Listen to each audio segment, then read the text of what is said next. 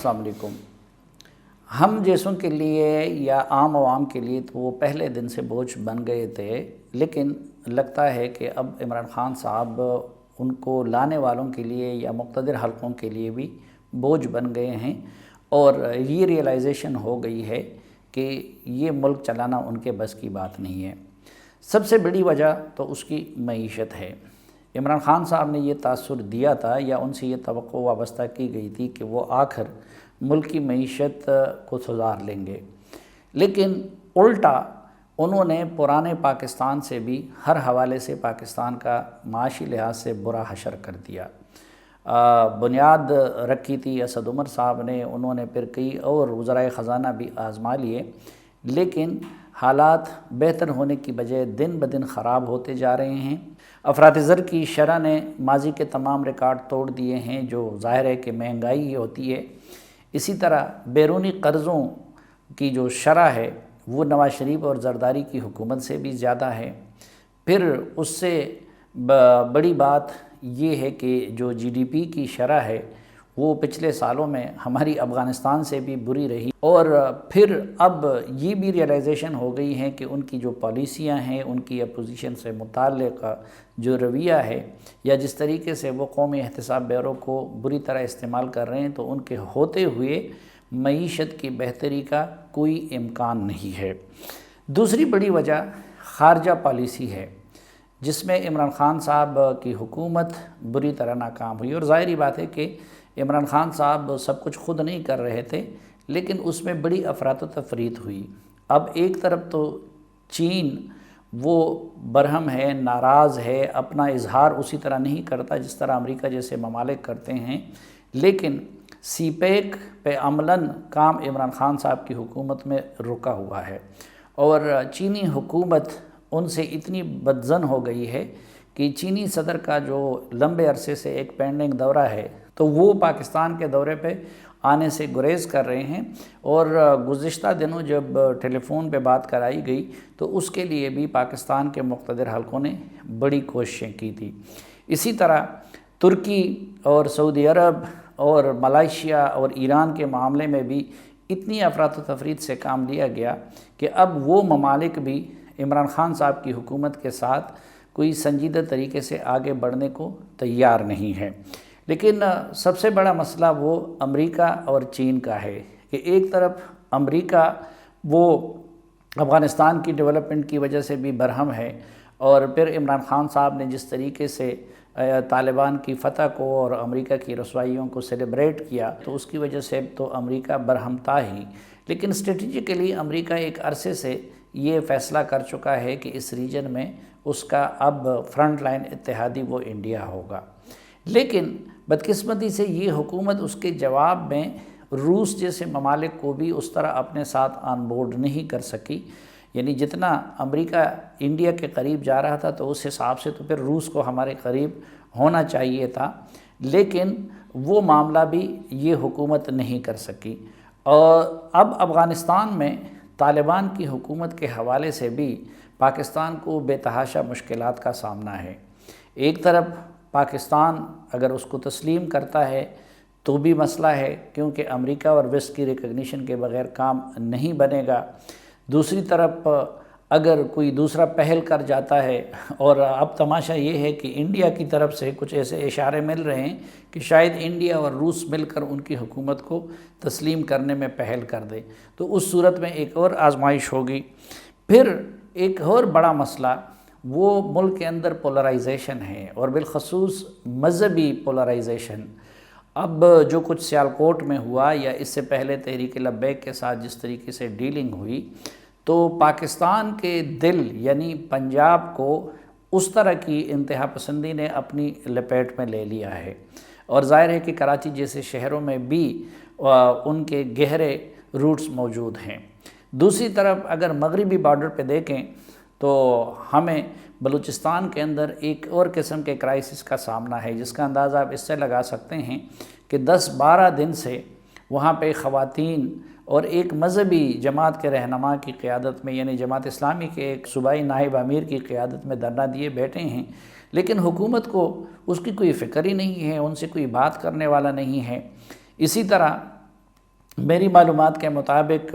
جو T T P کے سربراہ ہیں مفتی نور ولی، وہ گزشتہ دنوں خیبر پختونخوا کے مردان، سوات اور اس طرح کے علاقوں کا دورہ کر کے واپس افغانستان گئے ہیں۔ تو ان معاملات پہ بھی اس حکومت کا پہلی بات تو یہ ہے کہ کوئی بیانیہ نہیں ہے۔ دوسرا، یہ جو اس وقت تازہ ترین انتہا پسندی کا پاکستان کو سامنا ہے، تو عمران خان صاحب نہ صرف یہ کہ اس کا کوئی حل نہیں نکال سکتے، بلکہ وہ الٹا خود بھی یہ مذہبی کارڈ بری طرح استعمال کر رہے ہیں۔ لیکن ایک اور جو بلنڈر ہے اور جس کی وجہ سے وہ بوجھ بنتے جا رہے ہیں پاکستان کے مقتدر حلقوں کے لیے، وہ خود ان حلقوں کے ساتھ ان کا رویہ ہے۔ مثلا پہلے آرمی چیف کے ایکسٹینشن پہ اور پھر D G I S I کے نوٹیفیکیشن پہ جو کچھ انہوں نے کیا اور جس طرح اس ادارے کو اور اس کی قیادت کو اور اس کے جنرلز کو آزمائش میں ڈالا، تو میرے خیال میں نواز شریف اور زرداری جیسے لوگ اس کا کبھی تصور بھی نہیں کر سکتے تھے۔ ماضی میں اگر اسٹیبلشمنٹ کی بھی کچھ غلطیاں ہوتی تھی تو وہ پولیٹیکل لیڈرشپ کے کھاتے میں چلی جاتی تھی، لیکن اب کے بار معاملہ الٹ ہے کہ عمران خان صاحب کوئی غلطی کرتے ہیں، ان کے وزراء اعلیٰ کرتے ہیں، تو ان کا سارا الزام وہ اسٹیبلشمنٹ کے کھاتے میں آتا ہے اور اس کے لیے انگلیاں اسٹیبلشمنٹ کی طرف اٹھائی جاتی ہیں۔ اور ایسا بھی نہیں ہے کہ اگر ان کے کنسرنز کو ایڈریس کرنا ہو، مثلا نواز شریف نے اپنی حکومت میں اپنے قریب ترین وزراء کو بھی ان کے کہنے پہ ہٹایا، جس طرح پرویز رشید تھے یا مشاہد اللہ خان صاحب تھے۔ اس طرح اگر زرداری صاحب کچھ نہ کچھ چھیڑخانی کیا کرتے تھے، لیکن اس کے باوجود انہوں نے سلالہ کے معاملے میں، اسامہ بن لادن کے معاملے میں اور اس طرح کے دیگر معاملات میں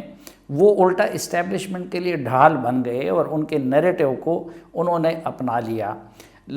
اور اپنے سیٹ اپ میں بھی اسٹیبلشمنٹ کے کنسرنز کو وہ مد نظر رکھ رہے تھے۔ یا پھر اب اگرچہ ان کو صرف سندھ دیا گیا تھا، لیکن پیپلز پارٹی کی جو تابعداری ہے یا پیپلز پارٹی کا اسٹیبلشمنٹ کے ساتھ چلنے کا یا ان کا ساتھ دینے کا جو رجحان ہے، وہ عمران خان صاحب یا ان کی پارٹی کی بنسبت بہت اچھا ہے۔ تو یہ ساری چیزیں جب مل جاتی ہیں تو اس کی وجہ سے اسٹیبلشمنٹ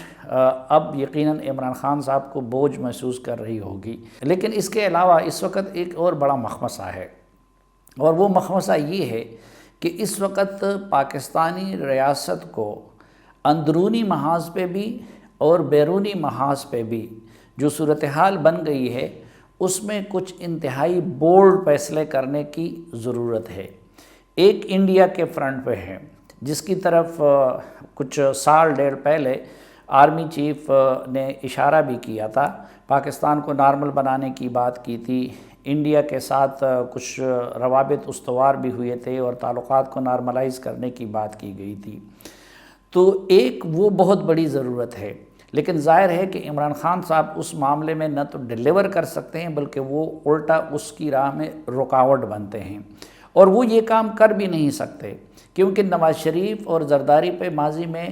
وہ اس کی وجہ سے نہ صرف الزام لگا چکے ہیں بلکہ ان کو غدار کے الزامات سے بھی نواز چکے ہیں۔ تو اس تناظر میں اسٹیبلشمنٹ یہ حقیقت جان چکی ہے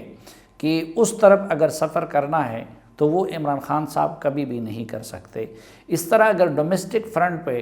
انتہا پسندی کے خلاف بولڈ نیریٹو ہے تو وہ بھی عمران خان صاحب یا ان کے ساتھی وہ کبھی بھی نہیں اپنا سکتے۔ اور پھر سب سے بڑی یہ کہ یہ ریئلائزیشن ہو گئی ہے کہ عمران خان صاحب کو جو اسٹیٹ کے اور ریاست کے فالٹ لائنز ہے،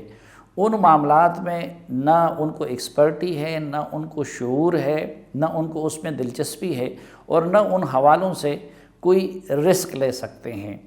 اب اس سارے پکچر کو ذہن میں رکھ لیجئے تو ہر بندہ یہ سمجھ جاتا ہے کہ یقیناً عمران خان صاحب اس وقت پاکستان کے مقتدر حلقوں کے لیے اسی طرح بوجھ بن چکے ہیں جس طرح کہ وہ پاکستانی عوام کے لیے ایک بوجھ بن چکے ہیں۔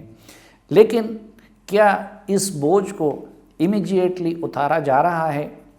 اس کے جواب میں یہ عرض کروں گا کہ اس بوجھ کو اتارنا اتنا آسان بھی نہیں ہے، اور اس کی ایک وجہ یہ ہے کہ اس عمران خان صاحب کے پروجیکٹ کی قیمت بہت ہیوی دے دی گئی ہے۔ ماضی میں بھی مقتدر حلقے سیاست میں ملوث رہے، اور اگر کسی ایک کو لایا جا رہا تھا تو اس کے لیے کچھ نہ کچھ قیمت دے دی گئی تھی، لیکن اتنی باری قیمت جو عمران خان صاحب کے لیے مقتدر حلقوں نے دی ہے، ماضی میں کسی سیٹ اپ کو لانے کے لیے نہیں دی گئی تھی۔ مثلا اس سیٹ اپ کی خاطر نون لیگ تو تھی ہی کہ اس کی دشمنی مول لی گئی، لیکن ساتھ پیپلز پارٹی کو بھی ناراض کیا گیا، ساتھ جو مذہبی جماعتیں تھیں JUI اور جماعت اسلامی جو روایتی طور پر اسٹیبلشمنٹ کی حلیف ہوا کرتی تھی، ان کو بھی حریف بنایا گیا۔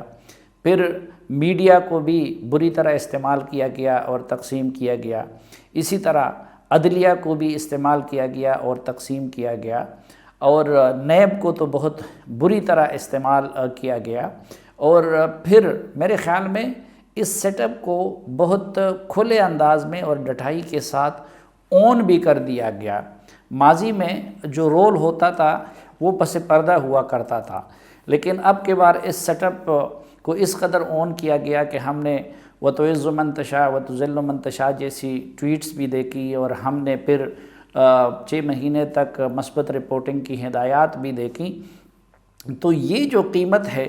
اب ظاہر ہے کہ وہ بھی اس وقت ایک بہت بڑی رکاوٹ بن رہی ہے کسی متبادل انتظام کے لیے۔ متبادل انتظامات کیا ہو سکتے ہیں، اور عمران خان صاحب اگر بوجھ بن گئے ہیں تو کیا اس بوجھ کو اتارنے کے لیے کچھ سوچ و بچار بھی ہو رہا ہے؟ زندگی رہی تو اگلے ویڈیو میں ان سوالوں کا جواب دینے کی کوشش کروں گا۔